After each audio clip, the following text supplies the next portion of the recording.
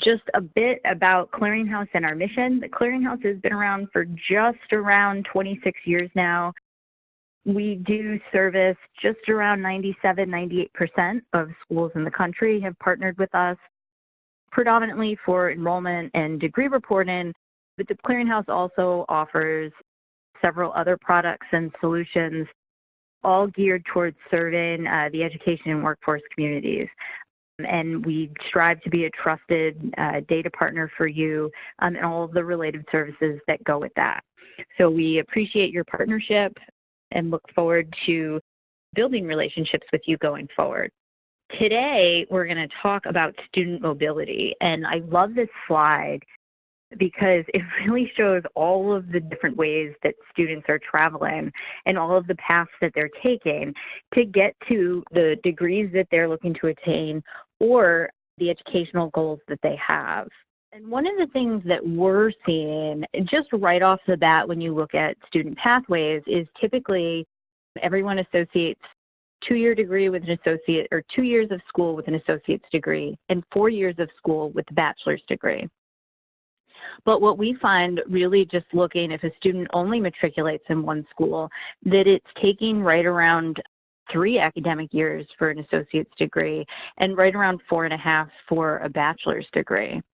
And once a student mobility takes place and the students are attending 3 or more schools, you can see that that time frame increases exponentially. So the student mobility, it's not necessarily having a negative impact on the student's education, but it certainly is increasing their time to degree completion. We also know that the demographics of the typical bachelor's degree earner is shifting a little bit. So in 2014-2015, 37% matriculated at age 20 or older. So that's almost 40, which is a lot, especially considering when we think of bachelor's degree earners, when they matriculate, it just would be sort of right out of high school. But they're actually not. They're coming in as more adult students. And we're also finding that 64% of bachelor's degree earners attended more than 2 institutions. So what I would note with that is attended more than 2 institutions is actually taking out the dual enrollment population. So that's 2 or more institutions after they turn 18. So we are looking at an older population who tend to be far more mobile than the traditional college freshmen that we think of. We also know that students are stopping out. So 40% of bachelor's degree earners had at least one stop out, and 52% associate's degree earners, more than half of associate's degree earners, had at least one stop out. So not only are students transferring to multiple institutions, but they're taking breaks.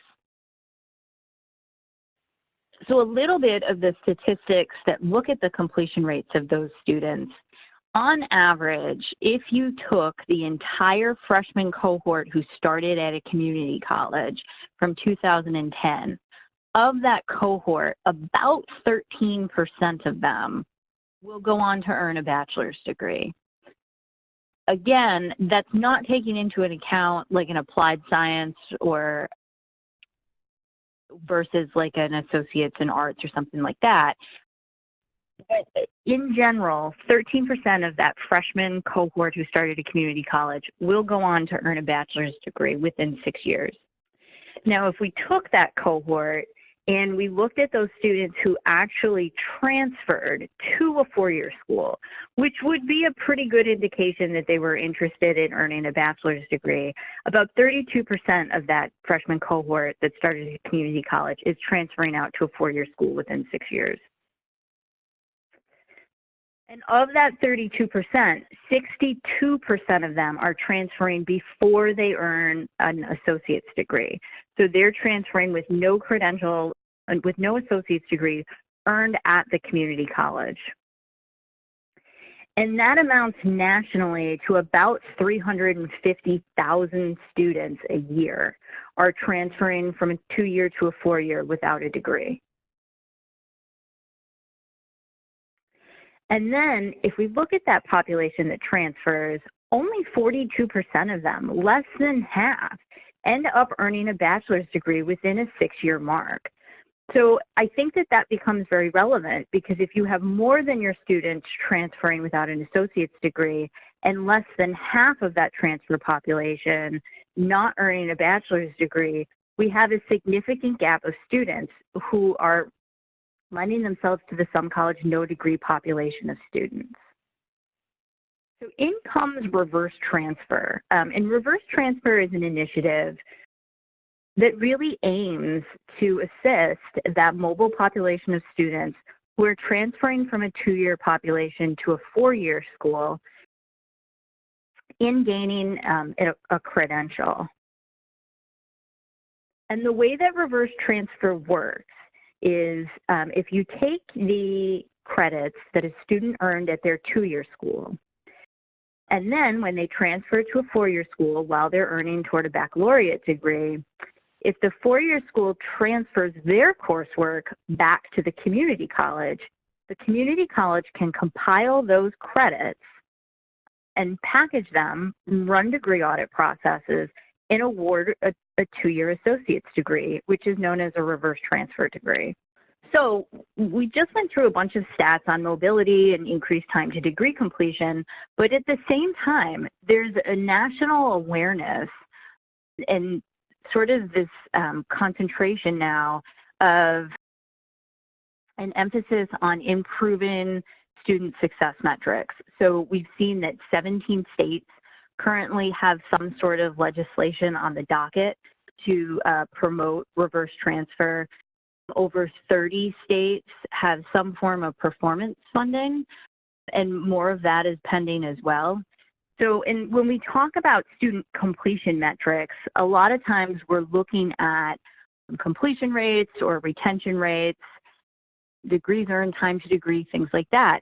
And reverse transfer is really something that can assist that, but it's really not just from the 2-year degree. What we've seen is that in credits when it's due was a grant that sort of started a lot of the reverse transfer movement. But what they found is while it does have the ability to increase associate's degree completion by around 15%, they also found that it showed a very significant increase in bachelor's degree earners once the associate's degree was confirmed. There also was another study at University of Texas, El Paso and El Paso community colleges where they found that their students were far more likely to earn a bachelor's degree once they received a reverse transfer degree than those who transferred from the 2-year school and didn't earn an associate's degree. So, and there's a lot of data out there to support this. This is just a couple examples, but we are finding more and more that reverse transfer has a positive impact, not just on associate's degree completion, but on bachelor's degree completion as well. Part of what might be aiding that is that after the students earn their associate's degree, their earning potential for wages increases significantly. And while that extra income might be used for education expenses, books, fees, housing, it also may be used for things like childcare or car payments, rent, things like that. So overall, you have a far more financially healthy student who's attending class, which can lead to them being far more successful. And in addition to that, those extra wages also have the potential to assist with student default rates. When we first started digging into these stats, I was really surprised to learn that the students with the lowest amount of debt have the highest default rates. And students with the lowest amount of debt typically have attended community colleges, and many times they haven't earned a credential. So reverse transfer has the ability to aid those students in being able to pay off their debts, which overall would decrease, has the potential to decrease their default rates.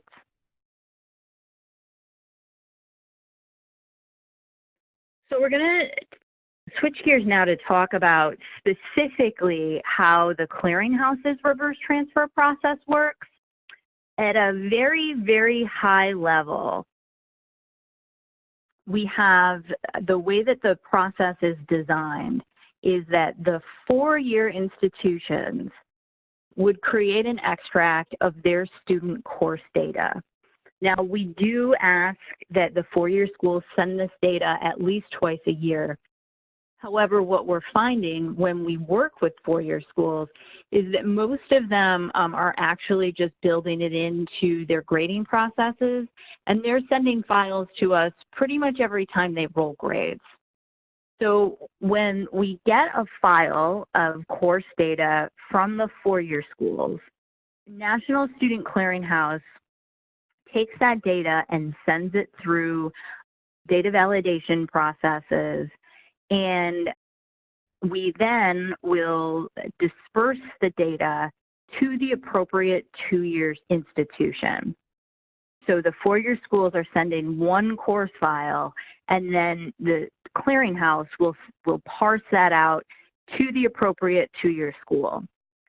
The two-year school will then ingest the data, and they'll run their degree auditing processes and confer a degree.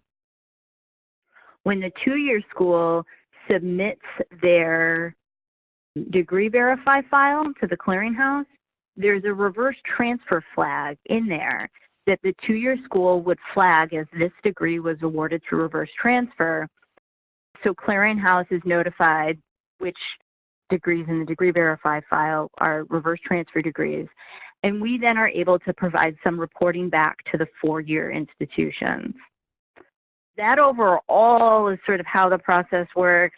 So a lot of times schools will ask us, well, why would we need a national platform for reverse transfer? Oftentimes, especially when we talk about community college students, the perception is that they stay fairly local, right? I am previously from the SUNY system, and we always say, you know, we have very little bleed, right? That our students just stay within the SUNY system. But when we pull the data, that's really not accurate.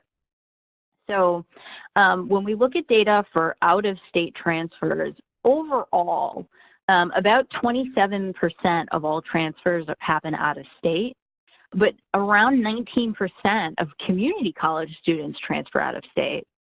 Now that does take into account, a lot of them aren't actually moving out of state, although a significant portion of them may be, especially in the Northeast. But a lot of them will attend large online institutions that happen to be located out of state. And then when you look at the community college to private four-year, you're running at about 18%. So if you're just working within the confines of your particular, sender feeder arrangements, you're actually missing almost 40% of your reverse transfer population, which is a significant chunk. A little more about some of the benefits of Clearinghouse Reverse Transfer.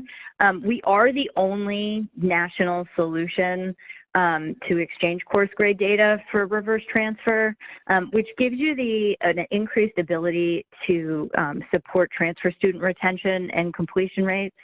And this product in general is geared completely toward alleviating workload. Reverse transfer was developed by a group of registrars, so we really tried to streamline the process of exchanging course grade information specifically for reverse transfer. So it's, one file submission for all of the community colleges that a four-year school would have to get together. So there's no need to send transcripts or sort through transcripts. Everything's just in one reverse transfer location. When you sign up for reverse transfer, you do get a consultation with folks from the Clearinghouse on best practices and different ways to set up reverse transfer.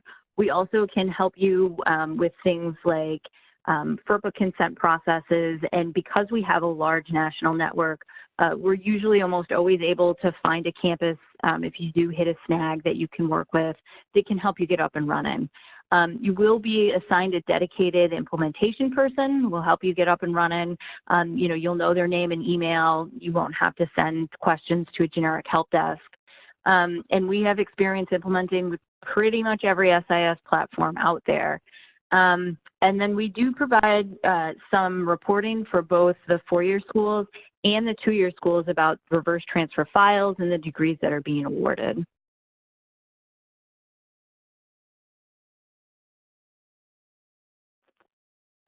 So I mentioned before, you'll have one standard file format in one central location for all of the data exchange for reverse transfer.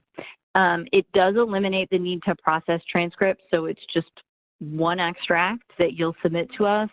And again, that can include all of your transfer students anywhere across the nation. It doesn't need to be an articulation agreement that you have or a specific school that's waiting for reverse transfer information for you. We'll package it and disperse it appropriately. And then we also give you the ability to sort of process reverse transfer on your timeline. So reverse transfer tends to be a little bit more of a casual product than some of the other enrollment or degree reporting, where it's on sort of very defined timeframes on your submission. Reverse transfer allows you to upload the files when you have time to upload the files. And for the two-year schools, you have time to process all of your reverse transfer information on the designated time that works for you in your office. We do give you the ability to easily search and access one-off student records. So if you haven't gotten to downloading your reverse transfer files for a particular semester yet, we'll give you the ability to log in, search for an individual student, and just look at their records specifically so that you're able to address them on an incoming basis. But again, there's no need for you to shuffle through transcripts trying to determine, is the transcript reverse transfer, or is the student really coming in to take a class? Everything's in a very neat and confined reverse transfer platform. And I will just note, for data, Clearinghouse is known for being a very trusted and secure place for all of your data, so you never have to worry about that with us. A little bit about our file format. We accept course files in pipe to limited formats, but we also have the ability for EDI and XML file formats through the Speedy server, if you're more comfortable with that. And you can send or receive file formats in any way you like. And I will just note too that the reverse transfer file utilizes the PESC TS-130 transcript standards. If you're not familiar with that, so the PESC TS-130 is a set of data standards for academic transcripts to be exchanged electronically. And when we talk about transcripts being exchanged electronically, we're not talking about PDFs. We're actually talking about a data upload from one SIS and then a download into another. And while there aren't a ton of schools that exchange information that way currently, certainly we know down the road that that will become more and more prevalent. The course file for reverse transfer utilizes those exact same standards. So it's very much in line with the industry standards, and we've done that very purposely to make sure that any errors that you may encounter with this course file are the same errors that you would encounter should you try to send an electronic transcript. So most of the SISs are set up to handle that data upload very well. And I will also note that these files, we typically don't see very many errors with them because we utilize a standardized set of data. So typically for us, the most common error that we would see is like an invalid OPEID number that you may have sitting in your system. But other than that, it's a pretty easy file to send to the Clearinghouse. I know a lot of times when we talk about sending files to the Clearinghouse, everybody automatically goes to error checking. But really, these files are very clean and they tend to be fairly painless.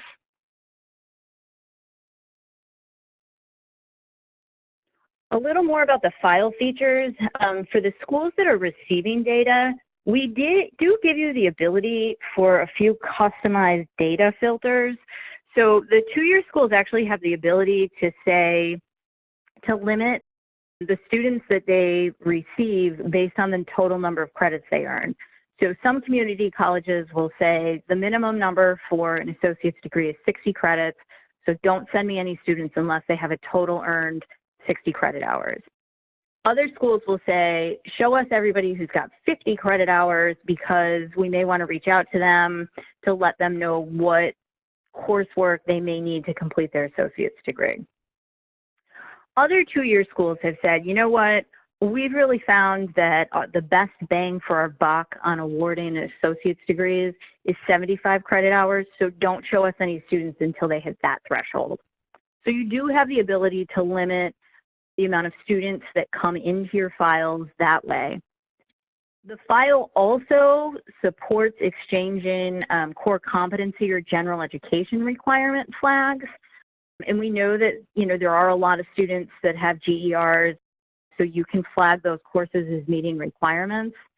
And also the file facilitates the exchanging of updated student contact information, which for the two-year schools can be invaluable information as they're, looking to award their degrees and let the students know what they have left to take. So we do support that as well.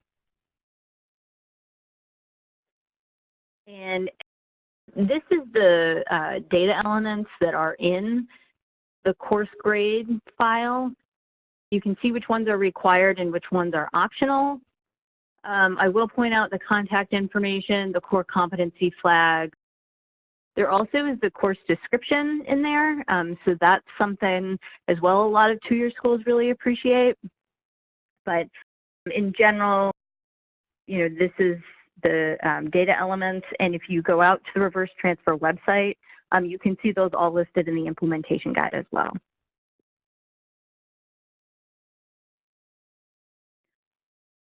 The other thing that I will note about Reverse Transfer, which may be the best part about it, it is a free service here at the Clearinghouse.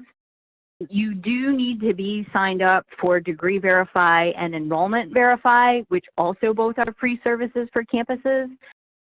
And the reason why you have to be signed up for those is because some of the verification processes that we use in the files, the file processing, ping Degree and Enrollment Verify. So for instance, if a four-year school sent a file for to a community college, when we do our validation processing, we actually ping our Degree Verify database and we'll remove the student if they'd previously earned an associate's degree. So there are things like that. So you do need to participate in Degree Verify and Enrollment Verify, but otherwise Reverse Transfer is a completely free service with no strings attached. And that's all I had for today. Thank you so much for joining us today. Please contact us if you have any other questions or would like more information.